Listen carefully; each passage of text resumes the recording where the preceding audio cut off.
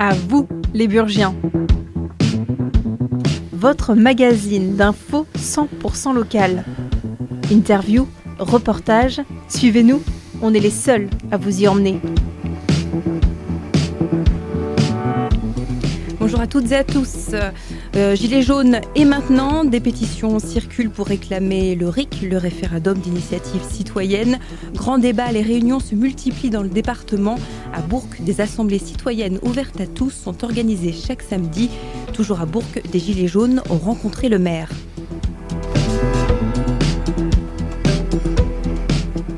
Appel à la grève générale demain, mardi le 5 février dans toute la France pour répondre à l'urgence sociale. Un appel lancé par la CGT. Un rassemblement est prévu devant le MEDEF à Péronne. Alors, est-ce le moment de la convergence des luttes? Pour en parler, deux invités en direct dans nos studios. Carole Gerbeau, bonjour. Bonjour. Vous êtes militante du NPA, le nouveau parti anticapitaliste soutient le mouvement de grève lancé par la CGT. Fabrice Canet, bonjour. Bonjour. Vous êtes secrétaire général de la CGT de l'Ain.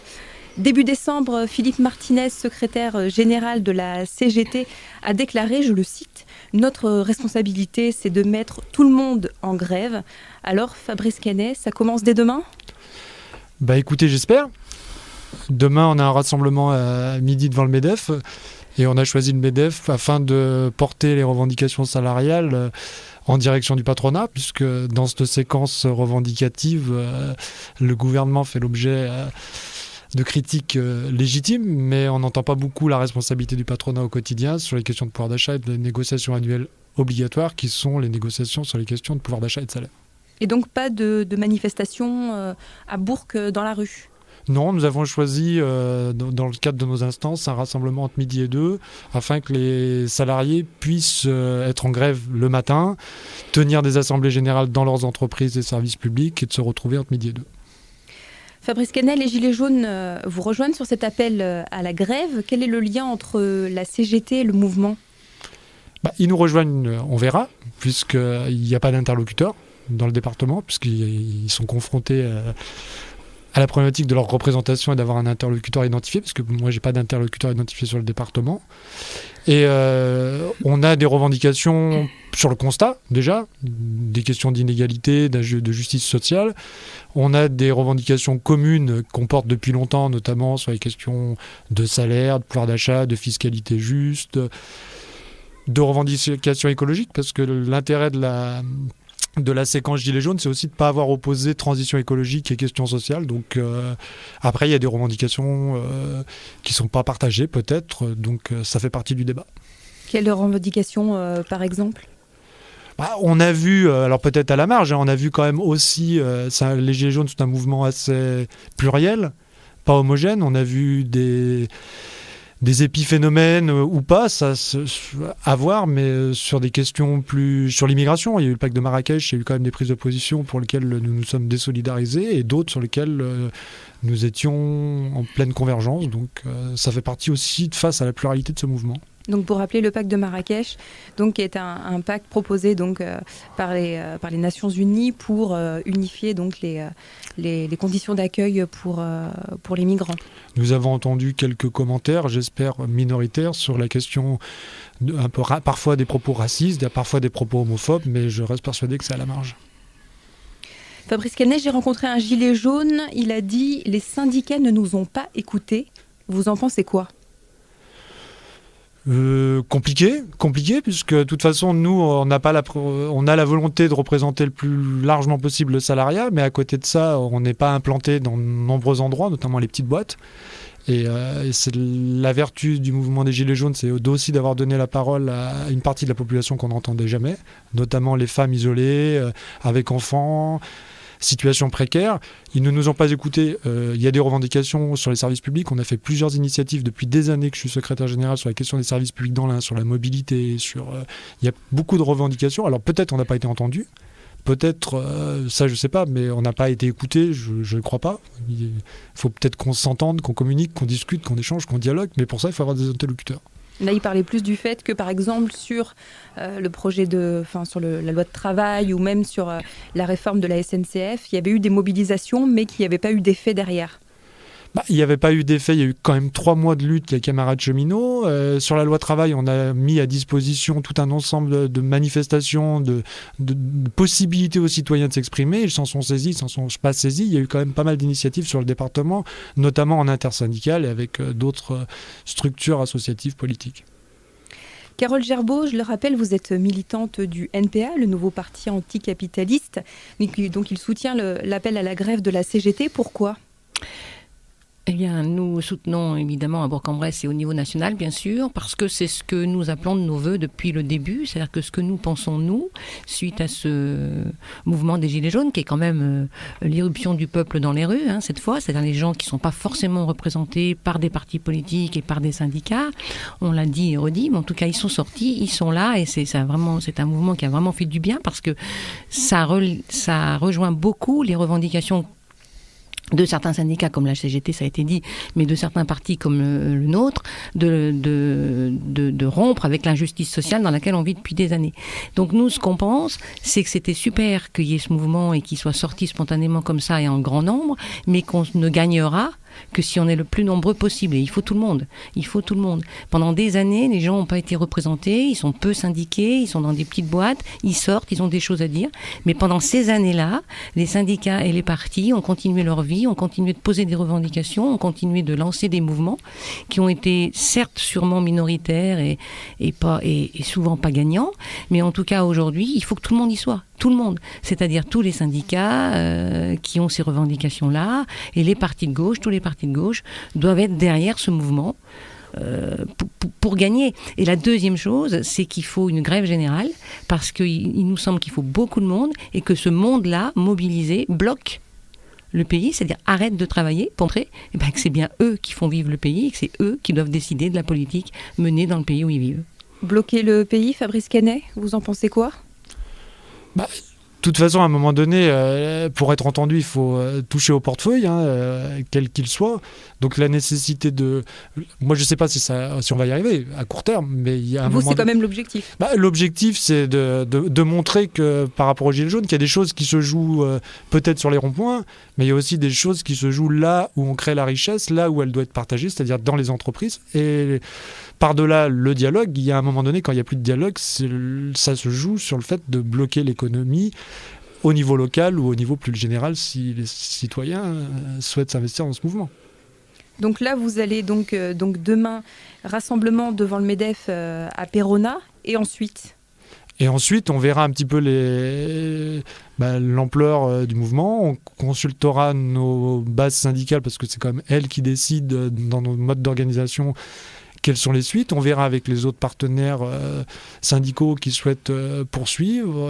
Il y a des mobilisations qui peuvent se faire au niveau local aussi, parce qu'il y a beaucoup d'enjeux dans le mouvement des Gilets jaunes. Il y a les questions des services publics qui est remontée fortement aussi dans le département. Donc il peut y avoir aussi, par-delà le blocage de l'économie d'une journée, il peut y avoir aussi des actions pour défendre l'hôpital d'Oyonnax, pour défendre une gare qui ferme dans un secteur particulier. Donc il y a à la fois des moments de convergence, et puis aussi il y a des moments de lutte locale sur des points particuliers. Est-ce que d'autres syndicats ont répondu à l'appel de la CGT ? Officiellement non, mais demain je sais qu'il y aura des camarades d'autres organisations syndicales qui seront présents. Et comment vous l'interprétez, le fait que, à la différence d'autres mobilisations, il n'y ait pas donc l'intersyndicale ? Je ne m'exprimerai pas pour eux. Après, au niveau de l'interprétation, peut-être sur la forme, sur le calendrier, je sais que... moi, je ne peux pas m'exprimer pour eux sur leur cause, leur raison de ne pas vouloir s'associer. Carole Gerbeau, est-ce que le NPA a participé aux manifestations des Gilets jaunes ? Oui, alors nous ne sommes pas très nombreux au NPA sur Bourg-en-Bresse, mais nous avons participé, oui, aux diverses manifestations, pas toutes, mais principalement la 2e, la 4e, et puis en janvier. Nous avons participé au départ en tant que NPA.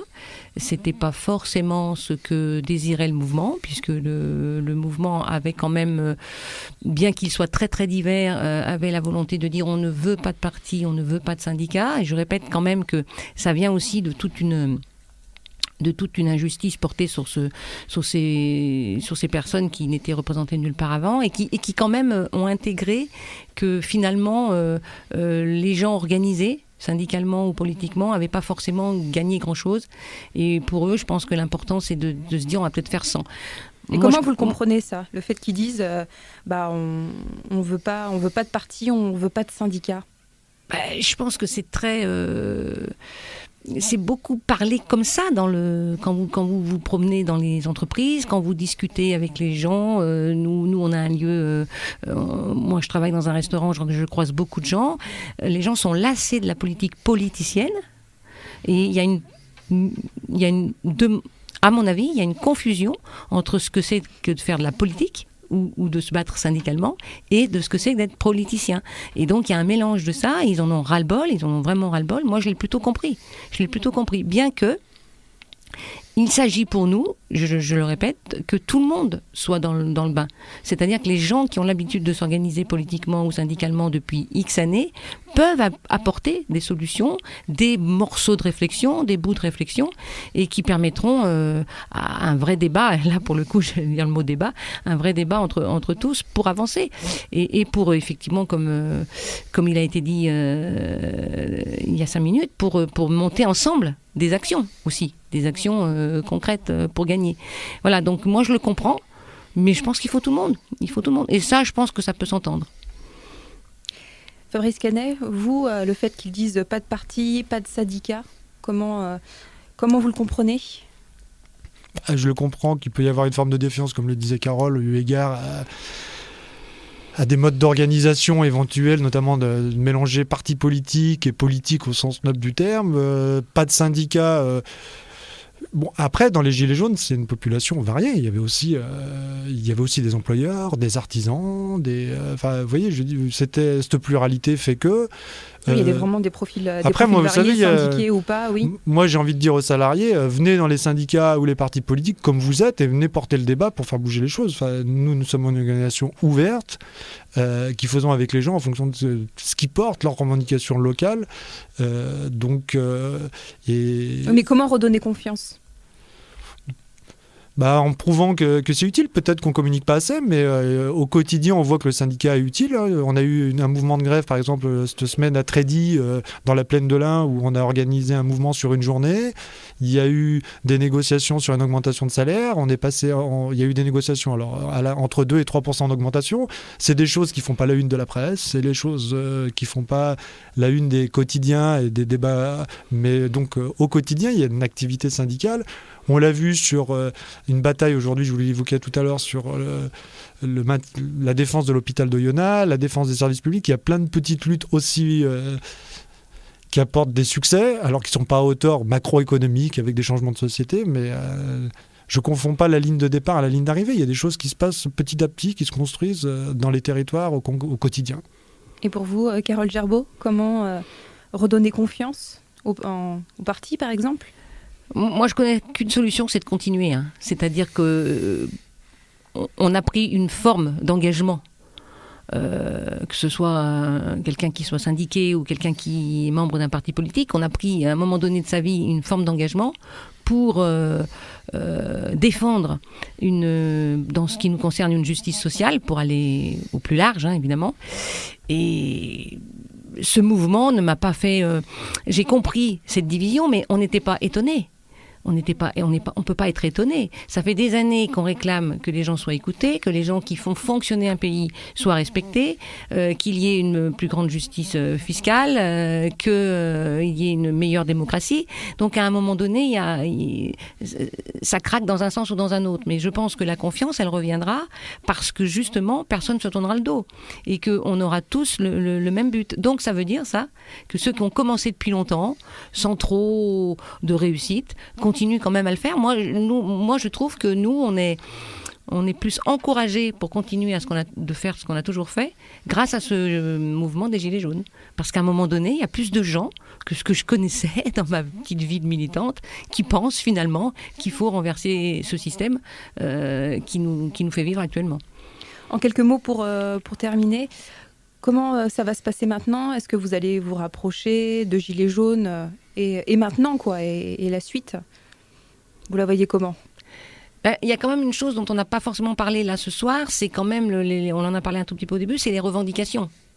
C'est-à-dire que ce qu'il faut faire, c'est se mettre d'accord sur des revendications les plus communes. Et je pense quand même que la toute première revendication quand même des Gilets jaunes, ça a été le retour de l'ISF. Et que ça, alors beaucoup de gens ont essayé de dire qu'il y avait effectivement un peu des gens d'extrême droite dans le mouvement des Gilets jaunes, un peu de racisme, mais ça c'est des choses qui n'ont pas été du tout revendiquées aussi fort que le retour de l'ISF par exemple. Et l'augmentation des salaires. Et donc ce qui est intéressant, c'est de discuter. C'est pour ça que l'histoire du MEDEF demain, moi je trouve qu'on est un peu loin du centre-ville, mais c'était important parce que le mouvement a du mal des fois à se rendre compte que c'est aussi contre le patronat qu'il faut se battre pour cette augmentation des salaires. Et donc redonner confiance, moi je pense pas que... J'ai pas pris ça pour un manque de confiance. J'ai pris ça pour une expression brute de décoffrage. On ne veut pas de parti, on ne veut pas de syndicat, mais on avance. Ils ont tenu et on n'a pas été exclus. Donc nous, au niveau national, on a été exclus que par l'extrême droite des manifs, c'est tout.